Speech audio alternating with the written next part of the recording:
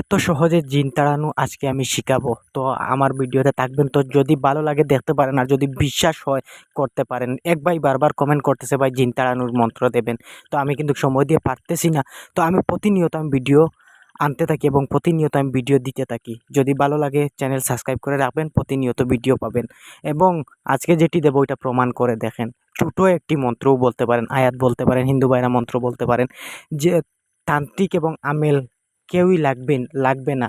সরাসরি যদি সাধারণ মানুষ হয়, সেও আজকের ওইটা দিয়ে পারবে। যদি হাতে দেখতেছেন রসুন, যদি ওই রসুন যদি থাকে ওইটা দিয়েও পারবেন। আর যদি বলেন ভাই আমি তো ওইরকম রসুন পাই নাই, তো আমি কী দিয়ে করবো, সরাসরি ওই মন্ত্র ওই আয়াত দিয়ে আপনি করতে পারবেন।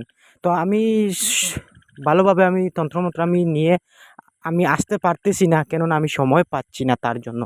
তো আমি সব কিছু নিয়ে আসবো। তো আজকে যেটি আমার হাতে দেখতেছেন ওইটা কিন্তু এক কোয়া রসুন, যে একটি বিচি, একটি গুটা, ওইটার কিন্তু অন্য কুয়া নাই, একটি কুয়া।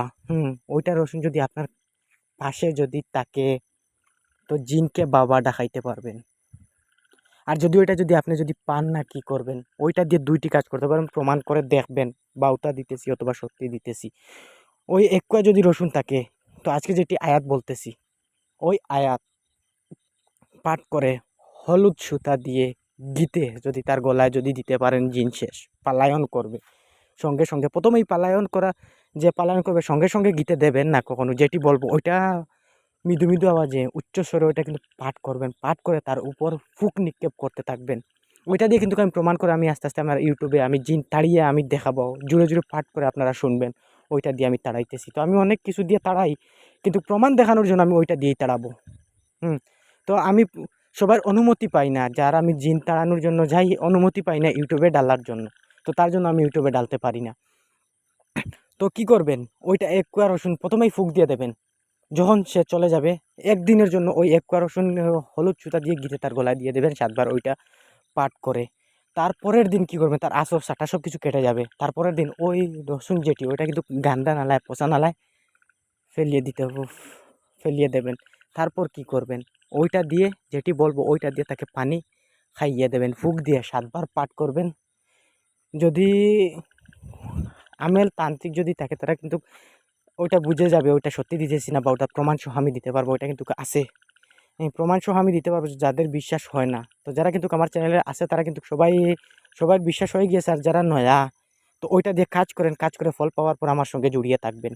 তো আমি প্রথমেই ওই এই মন্ত্রটা কি, ওই আয়াতটা কি আমি বলে দেই। ওইটা কিন্তু আমি অনেকবার পরীক্ষা করেছি।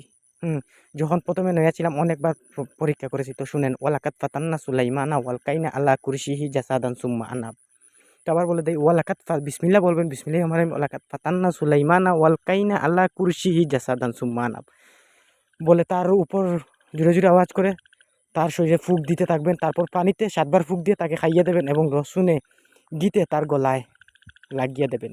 তো এত সহজ দিয়েছি, তো কি আপনারা পারবেন? সত্যি পারবে? আপনারা আমার বিশ্বাস, যদি আপনার যদি বিশ্বাস থাকে, আমার বিশ্বাস আছে আমি করতে পারবো। আপনাদের বিশ্বাস থাকলে আপনারা করেন, দেখবেন আপনাদের কাজ হবে।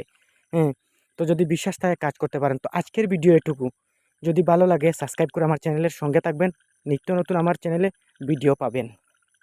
চ্যানেলের সঙ্গে থাকবেন।